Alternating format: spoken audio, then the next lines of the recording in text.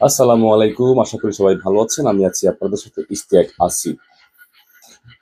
বিশেষ করে আজকের এই ভিডিও গুরুত্বপূর্ণ হচ্ছে যারা বাইক রাইডার রয়েছেন সংযুক্ত আরব আমিরাতে। এই পেশায় যারা রয়েছেন তাদের জন্য নতুন নিয়ম করেছে দুবাই সরকার।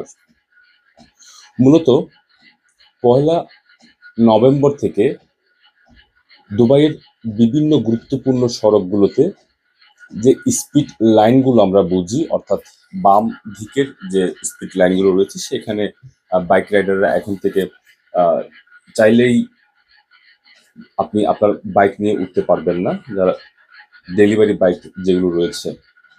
তো সেই ক্ষেত্রে আরটিএ এবং দুবাই পুলিশ ঘোষণা করেছে যে এই লাইনগুলোতে যদি আপনি যান তাহলে অবশ্যই আপনার জরিমানা গুনতে হবে। তাই অবশ্যই সতর্ক থাকবেন।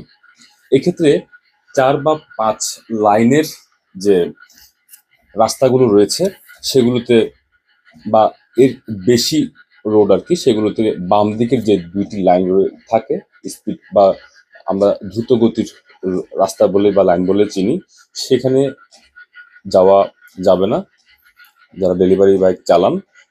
3 বা 4 লাইনের রাস্তা যেগুলো রয়েছে সেই রাস্তাগুলোতে বাম দিকের একটি লাইনে অবশ্যই আপনি গাড়ি চালাতে পারবেন না আপনার বাইক নিয়ে। অন্যদিকে 1 লাইন অথবা 2 লাইনের রাস্তা যেগুলো রয়েছে সেই রাস্তাগুলোর ক্ষেত্রে এই নিষেধাজ্ঞা নেই। অর্থাৎ আপনি 1 বা 2 লাইনের যদি রাস্তা হয় তাহলে অবশ্যই নির্দ্বিধায় যে কোনো লাইনে বাইক চালাতে পারবেন আপনার।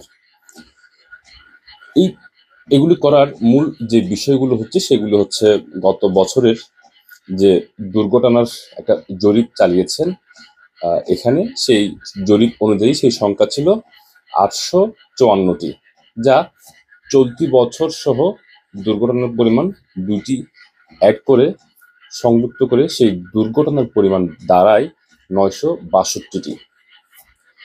মূলত এই দুর্ঘটনাগুলো না ঘটার জন্যই দুবাই সরকার এবং আরটিএ এই সিদ্ধান্ত নিয়েছেন। এবং এই সিদ্ধান্তের বাইরে কেউ যদি ভুলে বা ইচ্ছাকৃতভাবে হলেও আইন ভঙ্গ করেন তাহলে প্রথমবার আপনাকে জরিমানা গুনতে হবে 500, দ্বিতীয়বার আপনাকে জরিমানা গুনতে হবে 700 দেরহাম।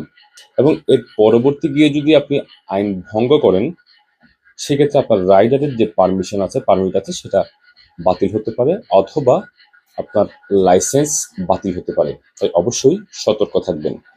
আরও একটি বিষয়, ঘন্টায় যে রোডগুলি 100 কিলোমিটার বা তার বেশি স্পিড রয়েছে গতির, সেই রোডগুলোতেও প্রথমবার যদি আইন ভঙ্গ করেন 200 দেরহাম, দ্বিতীয়বার আইন ভঙ্গ করলে 300, এবং তৃতীয়বার 400 দেরহাম পর্যন্ত জরিমানা করা হবে।